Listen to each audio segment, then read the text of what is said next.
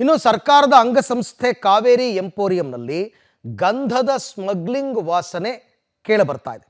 ಕೆಆರ್ಪುರಂ ವಲಯ ಅರಣ್ಯ ಇಲಾಖೆ ಅಧಿಕಾರಿಗಳು ದಾಳಿ ಮಾಡಿ ಪರಿಶೀಲನೆ ಮಾಡಿದ್ದಾರೆ. ರಾಜಸ್ಥಾನದಿಂದ ಖಾಸಗಿ ವ್ಯಕ್ತಿಗಳಿಂದ ಅಕ್ರಮ ಗಂಧದ ತುಂಡುಗಳು ದಾಸ್ತಾನು ಮಾಡಿದ್ದಾರೆ ಅಂತಕ್ಕಂಥ ಆರೋಪ. ರೇಡ್ ವೇಳೆ ಪರವಾನಗಿ ಇಲ್ಲದ ವ್ಯಕ್ತಿಯಿಂದ ಅಕ್ರಮವಾಗಿ ಗಂಧ ತರಿಸ್ಕೊಂಡಿರ್ತಕ್ಕಂಥ ಆರೋಪ ಕೇಳಿಬಂದಿದೆ.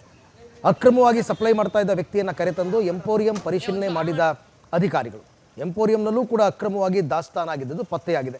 ಎಂಪೋರಿಯಂನಿಂದ ಸುಮಾರು 55 kg ತೂಕದ ಗಂಧವನ್ನು ಈಗ ಸದ್ಯಕ್ಕೆ ವಶಪಡಿಸಿಕೊಂಡಿದ್ದಾರೆ.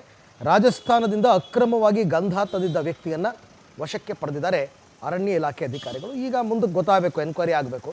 ಬಟ್ ಇಲ್ಲೂ ಕೂಡ ಕಾವೇರಿ ಎಂಪೋರಿಯಂನ ಸಿಬ್ಬಂದಿಗಳೇ ಇನ್ವಾಲ್ವ್ ಆಗಿದ್ದಾರಾ ಅನ್ನುವಂಥದ್ದು ಪ್ರಶ್ನೆ. ಇಲಾಖೆಯ ಒಳಗೆ ಭ್ರಷ್ಟಾಚಾರ ನಡೀತಾ ಇದೆ ಅಂತಕ್ಕಂಥದ್ದು ಅದು ತುಂಬ ಇಲಾಖೆಗಳಲ್ಲಿ ಗೊತ್ತಾಗಿದೆ.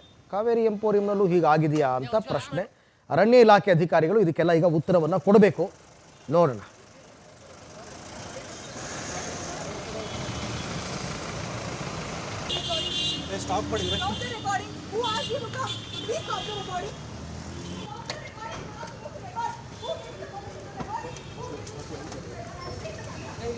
ಮಾತಾಡ್ಬಿಡಿ ಸರ್.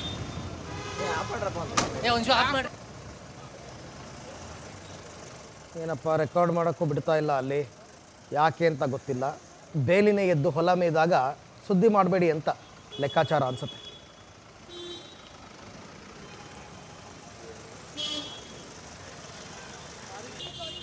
Stop.